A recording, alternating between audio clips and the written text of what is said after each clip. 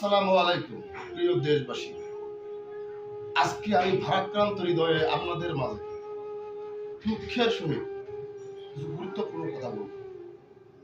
আপনারা সকলেই জানেন এই নতুন বাংলাদেশে 24 জুলাই অভ্যুত্থানের বাংলাদেশের জুলাই অভ্যুত্থানের নায়ক আমাদের সবার প্রিয় ওসমান হাদি ভাই আজ আনুমানিক দুপুর 2:30টার দিকে নির্বাচনী প্রচারণায় গুলিবিদ্ধ।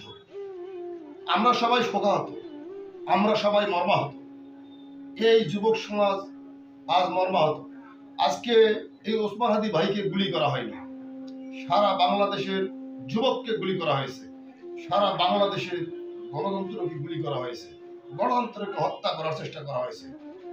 আসুন প্রিয় ভাইরা, এই 24 পরবর্তী বাংলাদেশকে আমাদেরকে বাঁচাতে হলে অবশ্যই এসব সন্ত্রাস বাহিনীর বিরুদ্ধে আমাদেরকে রুখে দাঁড়াতে হবে। আমি সকলের কাছে দোয়া প্রার্থনা করতেছি, আমাদের জুলাই অভ্যুত্থানের ও ইনকলাব মঞ্চের মুখপাত্র প্রথম সারির নেতা ওসমান হাদি ভাই, বলিষ্ঠ কণ্ঠস্বর যে ব্যক্তিটা আছে গুলিবিদ্ধ, তার জন্য সবাই দোয়া করি। আল্লাহ যেন ওনাকে দ্রুত আমাদের মাঝে ফিরিয়ে আনে এবং আনতেই হবে। ওনার মতো ব্যক্তি বাংলাদেশের গণতন্ত্র প্রতিষ্ঠার জন্য, বাংলাদেশের বলিষ্ঠ কণ্ঠস্বর হওয়ার জন্য প্রয়োজন।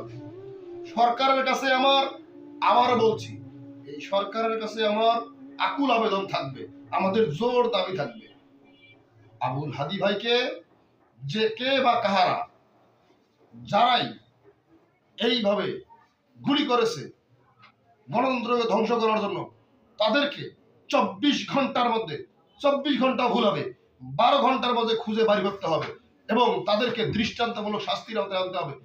এবং জনসম্মুখে সে যেখানে যে ব্যক্তিরা হোক না কেন, দল মত নির্বিশেষে, তাকে প্রকাশ্যে জনগণের সামনে প্রকাশ্যে নিয়ে আসতে হবে।